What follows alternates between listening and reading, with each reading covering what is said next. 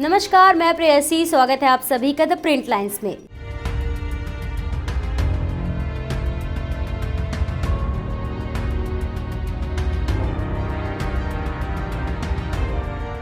PM Narendra Modi ने पिछले साल अगस्त में दुनिया के सबसे ऑफिस स्पेस सूरत डायमंड बोर्स का शुभारंभ किया था। इसके बाद सूरत डायमंड उद्योग के नई ऊंचाई पर जाने की उम्मीद की गई थी, लेकिन वैश्विक हालात में तनाव के चलते हीरा बाजार को बड़ा नुकसान उठाना पड़ रहा है। अमेरिका में 75% तक निर्यात गिर गया है। इंडस्ट्री से जुड़े लोगों के अनुसार बीते 3 महीनों में हालात और बिगड़े हैं। इसके चलते सूरत में होने वाले डायमंड का निर्यात 82% गिर गया है।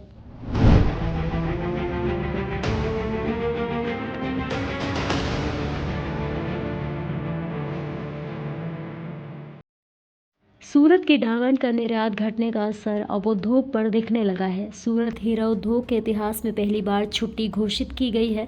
सूरत की बड़ी हीरा फर्म किरण जेम्स ने सावन के महीने में 10 दिन की छुट्टी का ऐलान किया है। किरण फर्म के ऐलान को हीरा उद्योग में बड़ी हलचल और मंडी से जोड़कर देखा जा रहा है। किरण जेम्स ने 10 अगस्त से 27 अगस्त छुट्टी का ऐलान कर दिया है। डायमंड वर्कर्स यूनियन उपाध्यक्ष भावेश टांक ने सरकार से मांग की है कि सरकार ज्वेलर्स के लिए आर्थिक पैकेज और रत्नदीप योजना लागू करे। मंडी से निपटने के लिए ज्वेलर्स के लिए यही एकमात्र विकल्प है। कंपनी के छुट्टी घोषित करने से 50,000 कर्मचारी अवकाश पर रहेंगे।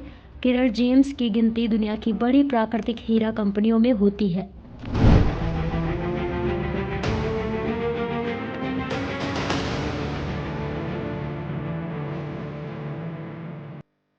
अमेरिका द्वारा रूसी मूल के हीरो पर प्रतिबंध लगाए जाने और 2022 में रूस यूक्रेन युद्ध के बाद G7 देशों द्वारा इस पर प्रतिबंध लगाए जाने की घोषणा के बाद हीरा निर्माताओं को मुश्किलों का सामना करना पड़ रहा है। किरण जेम्स के चेयरमैन वल्लभ भाई लखानी ने इंडियन एक्सप्रेस से कहा कि फिलहाल हीरा उद्योग बुरे दौर से गुजर रहा है। यह मंडी का दौर है क्योंकि वैश्विक स्तर पर पॉलिश किए गए हीरो की मांग नहीं है। हमने 10 दिन की छुट्टी घोषित की है ताकि हीरो के उत्पादन को नियंत्रित किया जा सके। कंपनी के इतिहास में ऐसा फैसला पहली बार लिया गया है। उन्होंने कहा कि पॉलिश किए गए हीरो की कीमत वैश्विक स्तर पर कम हो गई है और हीरा निर्माताओं के लिए अपना कारोबार चलाना मुश्किल हो गया है। अगर आपूर्ति नियंत्रित होती है तो मांग बढ़ेगी और इससे उद्योग को फायदा होगा।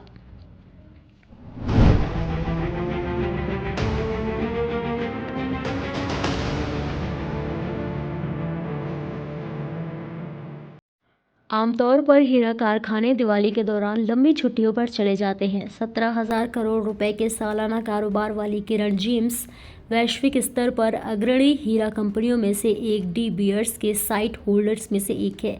डी बियर्स ने पहले इस साल जून में समाप्त होने वाली दूसरी तिमाही में कच्चे हीरे के उत्पादन में पहली तिमाही की तुलना में 15% की कमी की सूचना दी थी, जिसका एक कारण सामान्य से अधिक इन्वेंट्री को बताया गया था। लखानी ने कहा कि मेरी फर्म में 50,000 से अधिक हीरा पॉलिशर काम करते हैं, जिनमें से 40,000 प्राकृतिक हीरे काटते हैं और पॉलिश करते हैं, जबकि 10,000 लैब ग्रोन डायमंड यूनिट में काम करते हैं। ભારતના diamond worker union vice president છેલ્લા 2 વર્ષથી હીરા ઉદ્યોગ મંદીનું માર સહન કરી રહ્યું છે। સરકારને વારંવાર રત્ન કલાકારો માટે આર્થિક પેકેજની માંગ કરી હતી, રત્નદીપ યોજનાની માંગ કરી હતી, પરંતુ સરકાર દ્વારા કોઈ પણ પ્રકારનું ધ્યાન દેવામાં આવ્યું નથી। કાલે જ એક વર્લ્ડની મોટી ડાયમંડ કંપની કિરણ જેમ્સ દ્વારા 18 થી 27 સુધી જન્માષ્ટમી પૂર્વે 10 દિવસનું વેકેશન જાહેર કર્યું છે। તો જો આવડી મોટી કંપની વેકેશન જાહેર કરતી હોય તો સરકારને સમજી જવું જોઈએ કે હીરા ઉદ્યોગની અંદર કેવડી મોટી મંદી હશે। 2008ની અંદર મંદીનું સંજ્ઞાન લઈને ગુજરાત સરકારે રત્નદીપ યોજના જાહેર કરી હતી। તો આ 2024ની અંદર પણ એક રત્નદીપ યોજના જાહેર થવી જોઈએ એ અમારી માંગણી છે અને આર્થિક પેકેજ પણ ડાયમંડ વર્કરો માટે ગુજરાત સરકાર આપે, કારણ કે મંદીનો કેવી અસર છે। જો વર્લ્ડની લાર્જેસ્ટ કંપનીમાંથી એક કંપની 10 દિવસનું વેકેશન જાહેર કરતી હોય તો સરકારને પણ સમજી જવું જોઈએ કે કેવડી મોટી મંદીનો માર સહન કરી રહ્યું છે હીરા ઉદ્યોગ। સરકારે પોતાની એજન્સીને કામે લગાડી સર્વે થવો જોઈએ।